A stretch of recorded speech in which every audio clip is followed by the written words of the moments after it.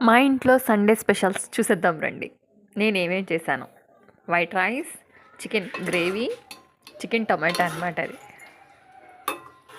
ఎంత కలర్ఫుల్గా ఉందో చూడండి, చక్కగా టేస్ట్ కూడా అంతే ఉంది. చికెన్ ఫ్రై ఒకటేమో చక్కగా దిట్టంగా మసాలాలు కారం ఎక్కువగా వేసి, ఒకటేమో కాస్త చప్పచప్పగా చేసి, ఇక మజ్జిగ. ప్రాసెస్ అయితే చూద్దామా.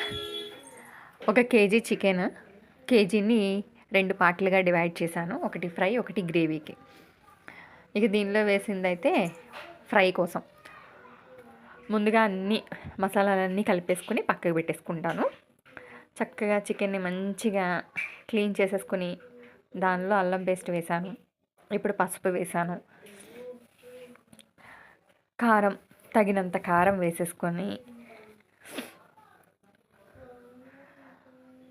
కాస్తంత గరం మసాలా వేశాను. కొద్దిగా పెరుగు, ఒక 3 స్పూన్ల వరకు పెరుగు కలిపాను.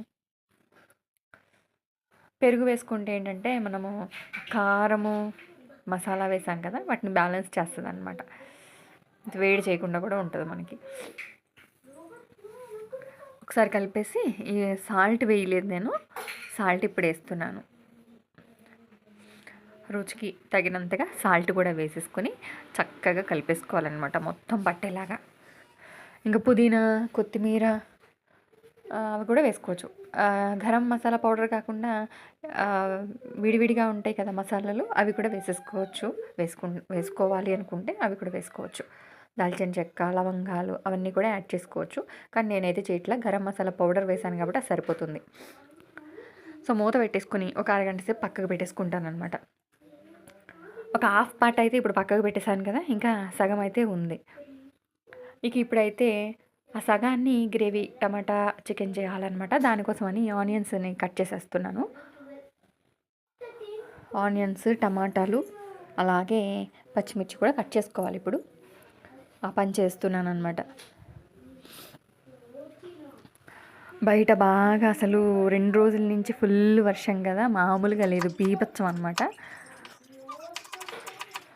ఆంధ్రాలో అలాగే తెలంగాణలో కూడా స్కూల్స్ బంద్ అనమాట.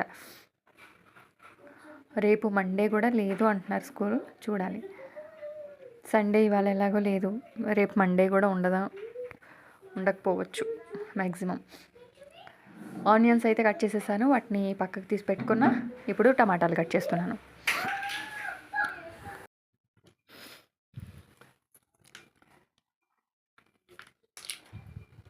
టమాటాలు కూడా ఏం లేదు, ఒక్కొక్కటి 4 ముక్కలుగా, ఒక్కొక్క బద్ద 4 ముక్కలుగా కట్ చేసేసుకున్నా. ఎందుకంటే మంచిగా ఉడికిపోతుంది కదా చికెన్, ఉడికేలోపు అది ఎంతసేపు ఉడుకుతుంది. ఇక అవి కట్ చేసేసుకున్నాను. కూర దాకా పెట్టేశాను పొయ్యి మీద. అది హీట్ అయిన తర్వాత ఆయిల్ వేసాను. ఒక 2 స్పూన్స్ ఆయిల్ అయితే వేసుకున్నా. అవి హీట్ అయ్యింది. ఆనియన్ ముక్కలు వేసేస్తున్నాను ఇప్పుడు. ఇక సిమ్లో పెట్టి ఆనియన్ మగ్గబెట్టి కాసేపు ఆగి అదంతా లేకుండా దగ్గరే ఉన్నాను. 2 కూరలు కాబట్టి ఇప్పుడు పక్కన రైస్ కూడా పెట్టాను. సో స్టవ్ దగ్గరే ఉంటాను కాబట్టి హై ఫ్లేమ్ పెట్టేసుకొని దగ్గరే ఉండి కలుపుతూ ఉంటానన్నమాట. మంట హై ఫ్లేమ్ పెట్టేశాను, కలిపేస్తున్నాను గబగబా. అవి కాస్త వేగిన తర్వాత ఇక చికెన్ వేసేస్తున్నా. ఆ మిగిలిన సగం ఆ చికెన్ వేసేసాను. వేసేసి కొద్దిసేపు అటు ఇటు తిప్పాను. దాన్ని కూడా హై ఫ్లేమ్లోనే పెట్టేసుకుని దగ్గరుండి తిప్పుతూ ఉన్నాను. అలా కొంచెం కలర్ చేంజ్ అయిన తర్వాత అల్లం పేస్ట్ వేసాను. ఆ తర్వాత టమాటా ముక్కలు కూడా వేసేసాను. ఇక అన్నీ ఉప్పు, కారం, పసుపు అన్నీ కూడా ఇక్కడ వేసేస్తాను. పసుపు వేసేసాను, ఉప్పు కూడా కళ్ళుప్పు వేసుకున్నాను. కారం కూడా తగినంత కారం కూడా వేసేసుకున్నా. వేసుకొని ఇప్పుడు ఇక మొత్తం అంతా పట్టే విధంగా చక్కగా కూర అంతా మంచిగా కలుపుకోవాలన్నమాట.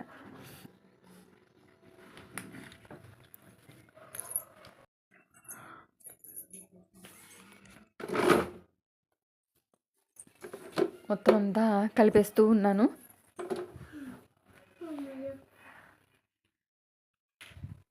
ఇప్పుడు ఇక మూత పెట్టేసుకొని కొద్దిసేపు అలా వదిలేస్తే చక్కగా దానిలోంచి వాటర్ వస్తాయి అన్నమాట.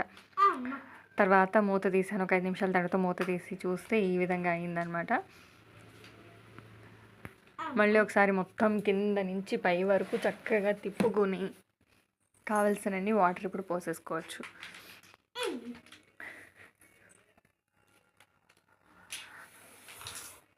వాటర్ పోసేసి ఇక మూత పెట్టేసి దాన్ని అలా వదిలేస్తే అది ఉడుకుతూ ఉంటుంది. ఇప్పుడు మనం ఫ్రై కోసం అని పక్కకు పెట్టుకున్నాం కదా చికెన్ని, అది వేసేసుకుందాం. ఇక ఫ్రై చేసేసుకుందాం. దానికోసమని బాండీ పెట్టేసుకున్నాను. ఆయిల్ వేసుకుంటున్నాను. 2-3 స్పూన్లు వేసాను. ఫ్రై కదా, ఆయిల్ ఉంటేనే మంచిగా ఫ్రై అవుతుంది కాబట్టి 3 టేబుల్ స్పూన్స్ ఆయిల్ వేసాను. ఆయిల్ హీట్ అవుతుంది, చిట్చిట్లా ఆడుతుంది చూసారా వాటర్ తగిలి. ఇక పక్కగా పెట్టుకున్న చికెన్ని ఇందులో కలిపేసుకున్నా. ఇంకా ఇందులో ఉప్పు కారాలు ఏమి వేసేది ఉండదు, ఎందుకంటే ప్రతిదీ అన్నీ కూడా ముందే కలిపేసుకుని పక్కకు పెట్టుకున్నాం కదా. జస్ట్ ఆయిల్ వేసుకుని ఆయిల్ హీట్ అయిన తర్వాత ఇదంతా వేసేసుకుని జస్ట్ ఫ్రై చేసుకోవడం అంతే, ఉడకబెట్టుకోవడం అంతా వేసేసి ఒకసారి తిప్పేసి మూత పెట్టి ఉంచాను. తర్వాత ఒక 2 నిమిషాలకి మూత తీసి చూస్తే ఇలా అయింది, వాటర్ వచ్చిందనమాట.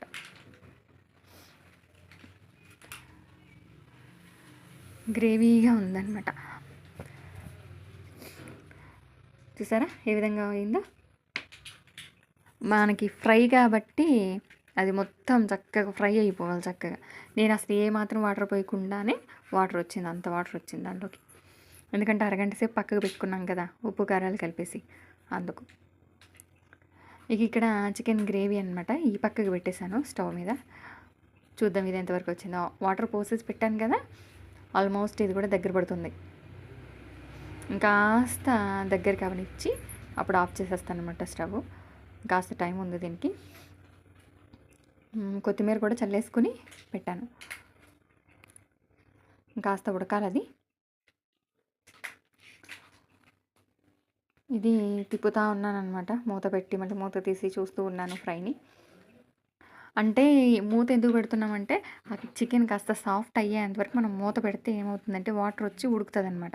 తర్వాత మూత తీసేసి మనం చక్కగా మీడియం ఫ్లేమ్లో పెట్టుకొని చక్కగా దగ్గరుండి వేపుతూ ఉంటే ఫ్రై మంచిగా ఫ్రై అయిపోతుంది అనమాట. అందుకే నేను మూత పెడుతున్నా. ఈ గ్రేవీ అయితే అయిపోయింది, టమాటా చికెన్ కూర రెడీ అయిపోయింది. చూసారా దగ్గర పడిపోయింది అనమాట. ఇక చాలు, స్టవ్ ఆఫ్ చేసేసుకోవచ్చు. ఇక ఇది ఆఫ్ చేసేసి అది దగ్గరుండి ఆ ఫ్రైని కలుపుతూ ఉంటే అది కూడా రెడీ అయిపోతుంది. సో అదైతే స్టవ్ ఆఫ్ చేస్తాను.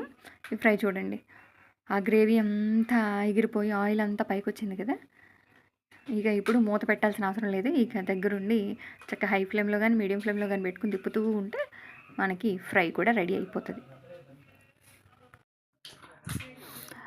చూడండి ఆల్మోస్ట్ అయిపోయిందనమాట, బాగా ఫ్రై అయిపోయింది కదా చక్కగా.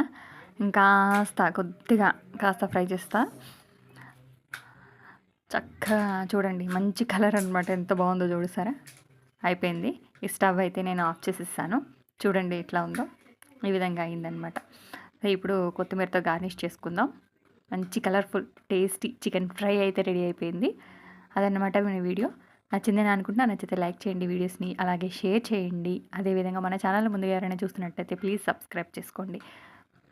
ఇంతకుముందు వీడియోస్ పెట్టక 20-25 డేస్ అయిపోయింది. అందువల్ల పెట్టిన ప్రతి వీడియోకి కూడా కాస్త వ్యూస్ అనేవి తక్కువ వస్తున్నాయి అన్నమాట. సో వీడియోస్ని చూస్తున్న ప్రతి ఒక్కరూ వీడియోని చూసి అలాగే లైక్ చేయండి. మీరు లైక్ చేయడం వల్ల ఏంటంటే వీడియో ఇంకాస్త రీచ్ అవుతుంది అనమాట ఎక్కువ మందికి. సో అదే ఈ విషయం అయితే.